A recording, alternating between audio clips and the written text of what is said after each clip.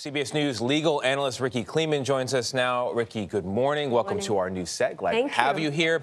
From the moment these shootings happened, there's been a big political conversation surrounding it about who's the villain, who's the hero, who had a right to be there. But inside the courtroom, it's much simpler. It's a straightforward question about self-defense. Indeed it is. And the real issue in this case of self-defense is solely, did Kyle Rittenhouse act in fear of his own life, and was that action reasonable? The politics should go away, the noise should go away. One of the problems here, Tony, is really about proving this case to the jury. If Kyle Rittenhouse had never testified, the burden of proof is, beyond a reasonable doubt, solely on the government to show that Kyle Rittenhouse did not act in self-defense. But the government, according to most people who watched every minute of this trial, the government had a lot of problems getting up to that burden of proof on the evidence they had.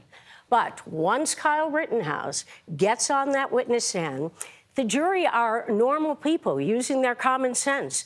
Burden of proof goes out the window. All they think about are two questions. Do we believe Kyle Rittenhouse?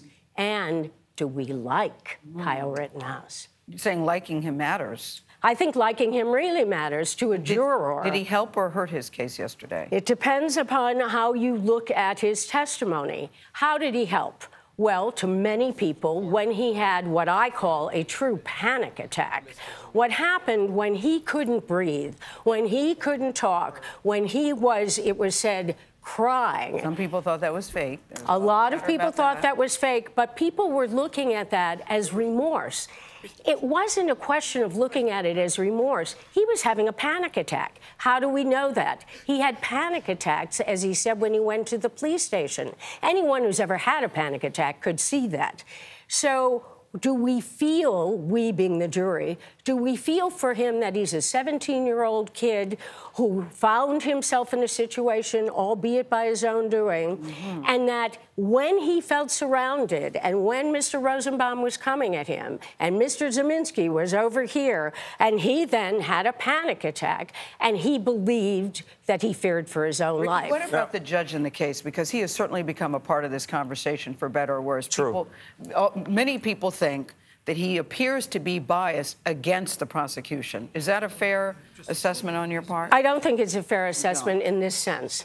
I think what this judge is trying to do is to give the defendant a fair trial. We rarely see that. We often see judges who bend over backwards to give the prosecution a fair trial. Here we have give the defendant a fair trial, even though people may not like it. But one thing is for sure, if Kyle Rittenhouse is to be convicted, this judge is never going to get reversed. Rikki, if you can do it in 15 seconds, I want to bring the outside world back in. Yeah. What is the wider societal impact of the outcome in this case? No legal impact, has no precedent. It's a trial. But societal impact, big time. Is this going to empower people to go to protests armed and feel that they should be the police? Or is it going to allow people to feel that it's okay to carry a gun, but not to a protest? Are people going to look at this as a racial case, or are people going to look at this as a Second Amendment gun rights case? Kyle taking the stand was a turning point. It's a turning point. Some people think it was a great idea. I don't like putting defendants on the witness stand because they change that burden of proof. All right, Rikki Klieman, thank you. It's really good to have you in the studio. It's great to be with all of you. Nice to see you in person.